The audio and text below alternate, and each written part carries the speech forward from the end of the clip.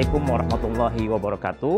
Perkenalkan, saya Cecep Hilman, fasilitator penguatan moderasi beragama Kementerian Agama Republik Indonesia. Salam moderasi. Bapak Ibu peserta BIMTEK yang kami hargai, pada sesi kali ini kita akan bersama-sama berdiskusi tentang analisis gunung es menyelami persoalan dalam sistem sosial. Pada sesi kali ini, Bapak Ibu yang kami hormati, ketika memahami fenomena sosial, sebagian kita cenderung terjebak pada apa yang tampak di permukaan. Kecenderungan seperti ini membuat kita gagal memahami struktur dan mental model yang menjadi sumber lahirnya fenomena tersebut. Sesi ini bertujuan untuk meningkatkan kemampuan Bapak Ibu peserta BIMTEK dalam melakukan analisis sosial keagamaan dengan menggunakan instrumen analisis gunung es atau iceberg analysis. Kemudian Bapak Ibu diajak menyelam ke dalam untuk memahami pola-pola di balik sebuah peristiwa untuk menemukan apa saja polanya, kemudian struktur sosial budaya politik yang melahirkannya dan mental model yang menjadi sumbernya. Bapak Ibu yang berbahagia, iceberg analysis ini dikembangkan oleh Hamilton dan Peterseng. Silakan Bapak Ibu perhatikan di layar, di gambar, bahwa ternyata yang tampak di permukaan atau event itu hanya sebagian kecil saja. Sedangkan yang tidak tampak di bawahnya itu sangat besar dan dalam. Kita lihat di sana ada event, ada pattern of behavior, ada system structure, dan ada mental model. Mental model ini menjadi yang terbawah yang akan kemudian kita selami. Mental model yang kemudian kita analisis terhadap fenomena yang bersifat kompleks, baik untuk organisasi ataupun masyarakat. Dikembangkan sudah saya sebut tadi Peterseng dan Hamilton. Coba kita perhatikan satu persatu. Untuk event adalah fenomena yang tampak terkait konteks yang dianalisis. Nah, fenomena dalam sistem thinking diyakini disokong oleh 3 lapisan yang tidak tampak di bawahnya. Yang pertama pattern of behavior atau pola atau kecenderungan perilaku. Kemudian lapis kedua itu ada sistem structure atau sistem sosial. Dan yang ketiga yang tadi kami sebut dengan mental model atau paradigma cara pandang dengan sumber yang biasanya bersifat sakral seperti ideologi, agama, dan tradisi. Bapak Ibu selanjutnya di lapis berikutnya itu ada pattern of behavior. Adalah kecenderungan yang terjadi dalam masyarakat dan terkait secara langsung dengan fenomena yang tampak tersebut. Kemudian lapis yang berikutnya adalah sistem struktur atau structure. Sistem structure adalah struktur dan sistem sosial yang memungkinkan pola kecenderungan masyarakat itu berkembang. Sedangkan lapis yang paling bawah adalah mental model, adalah cara pandang, perspektif, paradigma, pelaku atau elemen sistem yang menyebabkan struktur dan sistem sosial bertahan dalam kondisi situasi sedemikian. Semakin dalam lapisan yang kita analisis dan kemudian kita intervensi, akan semakin besar leverage daya ungkit terhadap perubahan struktural dan sistemik. Kemudian akan berujung pada perubahan fenomena yang berkelanjutan. Bapak Ibu yang kami hormati, di sini kita lihat ada screen, ada gambar tentang iceberg analysis dan proses U. Ini disampaikan oleh Otto Scharmer dan United in Diversity ya, yang kemudian tadi dikembangkan oleh Peterseng dan Hamilton. Di sana terlihat bahwa bagaimana event itu sangat sedikit kelihatannya. Sedangkan di bawah event, di bawah fenomena itu ada nomena, ada gejala di balik gejala yang sangat besar dan dalam. Inilah yang kemudian kita akan selami. Apa yang terjadi, event, kemudian pola dan trennya apa, struktur penyebabnya, dan mental modelnya. Pada sesi kali ini kita akan selesaikan sampai mental model. Nanti di sesi berikutnya akan ada strategi di sesi yang ke-7 itu ada strategi terkait dengan rethinking, redesigning, reframing, dan reacting. Bapak Ibu yang berbahagia, untuk Bapak Ibu lebih memahami iceberg analysis ini, kita akan berikan contoh kasus-kasus yang akan dilihat oleh Bapak Ibu, silahkan. Misalkan kita untuk mengetahui peristiwa atau fenomena atau event. Ini contohnya siswa yang tidak mau hormat bendera. Ini seringkali juga kita dengar ada siswa yang tidak mau hormat bendera ketika upacara bendera. Itu peristiwa, itu event. Nah, lalu apa pola kecenderungan penyebab itu yang menyebabkan dia tidak mau hormat bendera?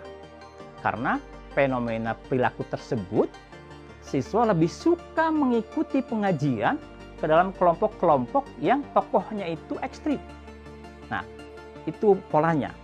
Kalau terus-menerus dia akan kemudian menjadi cara berpikirnya. Nah, kemudian yang berikutnya, sistem sosial atau strukturnya yang memungkinkan pola kecenderungan tersebut berkembang. Misalnya, di madrasah atau di sekolah tersebut belum tegasnya dalam menerapkan aturan dan tata tertib siswa ketika upacara bendera. Jadi belum dilakukannya, belum diterapkannya secara tegas tata tertib dan aturan tentang upacara bendera tersebut. Nah, kemudian mental modelnya adalah cara pandang, perspektif, dan paradigma pelaku elemen sistem yang menyebabkan struktur dan sistem sosial bertahan dalam kondisi situasi sedemikian dengan sumber yang biasanya bersifat sakral seperti ideologi, agama, dan tradisi. Kita ambil contoh misalkan mental modelnya karena ada pembiaran dan kurang pengawasan dari pihak madrasah terhadap perilaku tersebut. Atau yang lebih tepatnya misalkan karena ada pandangan, ada paradigma yang menyebut bahwa hormat bendera itu musyrik. Nah, seperti itu mental model. Jadi baik kita lanjutkan untuk supaya Bapak Ibu lebih dalam lagi memahami tentang iceberg analysis ini pada slide berikutnya. Nah, tadi skupnya masih di sekolah, masih di madrasah. Sekarang coba kita lihat kasus atau fenomena atau event yang terjadi di masyarakat. Misalkan eventnya, peristiwanya atau fenomenanya, ada sekelompok masyarakat yang beragama secara ekstrim dalam berbagai bentuk dan respon Kementerian Agama belum optimal. Itu peristiwanya, itu eventnya. Nah, kemudian kita coba turun ke pola atau trennya, perilaku, kebiasaan, sikap yang menyebabkan hal itu apa? Misalkan pertama, tren spiritualitas. Kemudian ada juga beragama secara instan. Kemudian mengikuti dan menggandrungi, menyenangi penceramah yang populer walaupun tidak memiliki kepakaran di bidangnya. Kemudian tren teknologi informasi, tren mayoritarianisme, munculnya kelompok yang mempromosikan praktik beragama yang ekstrim dan atau tidak moderat. Kemudian kalau kita ke lapis berikutnya mencari struktur penyebab, yang tadi sudah disebut bahwa struktur penyebab adalah tradisi, budaya, kebijakan pemerintah atau sistem yang berlaku. Misalkan kita lihat yang menyebabkan peristiwa ada sekelompok masyarakat yang beragama secara ekstrim, itu karena ada regulasi dan program pemerintah belum responsif terkait dengan ekstremitas dalam kehidupan beragama. Kemudian boleh jadi juga pendidikan agama yang kurang memperkuat keberagaman yang moderat.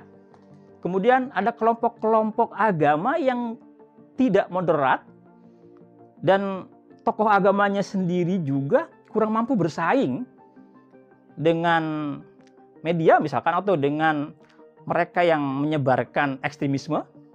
Kemudian ormas agama belum responsif terkait dengan pemerintah, misalkan Pemda mengikuti tekanan kelompok yang mayoritas. Tadi mayoritarianisme.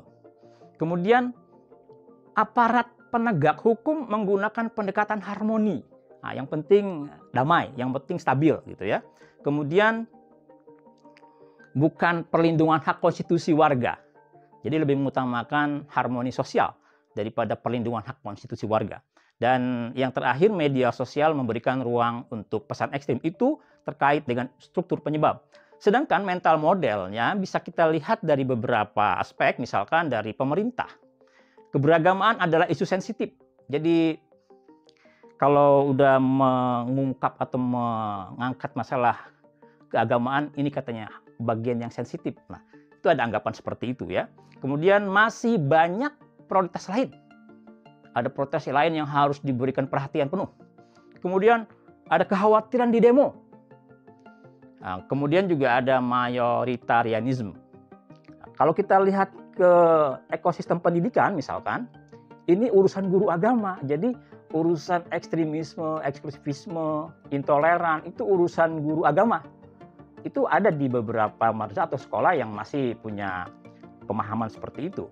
Padahal ini menjadi tanggung jawab semua guru, semua SDM yang ada di sekolah atau di madrasah. Kemudian kalau kita lihat bagian kelompok agama tidak moderat, tugas menegakkan kepentingan agama, ini tugas, ini sudah menjadi jihad, keharusan. Kemudian hak kami untuk beragama secara utuh. Jadi kalau dalam konteks agama Islam, misalkan Islam kafah. Jadi termasuk membangun sistem sosial sesuai agama yang mayoritas. Indonesia Islam, maka kita harus menegakkan syariat Islam, misalkan seperti itu. Kemudian terkait dengan ormas agama moderat, yang salah masyarakat kenapa ikut-ikutan? Ini juga ada anggapan mental model seperti itu, cuek, membiarkan. Kemudian perusahaan-perusahaan yang terkait dengan teknologi misalkan, mereka juga tidak mau disalahkan. Bukan salah kami kalau ada yang menggunakan platform untuk menyebarkan nilai-nilai ekstrim. Saya kira itu Bapak Ibu ya terkait dengan analisis gunung es. Semoga apa yang tadi sudah disampaikan ini menjadi sebuah pengetahuan, pemahaman bahwa kita SDM Kementerian Agama juga harus memiliki keterampilan, kompetensi dalam melakukan analisis sosial terhadap fenomena-fenomena sosial keagamaan. Sehingga kita tidak langsung mengambil atau mensikapi, menjudgment satu fenomena, satu peristiwa itu dengan serta-merta. Tetapi kita harus mendalami terlebih dahulu apa saja yang menyebabkan hal itu, peristiwa itu terjadi. Baik, terima kasih. Kurang lebihnya mohon maaf. Assalamualaikum warahmatullahi wabarakatuh.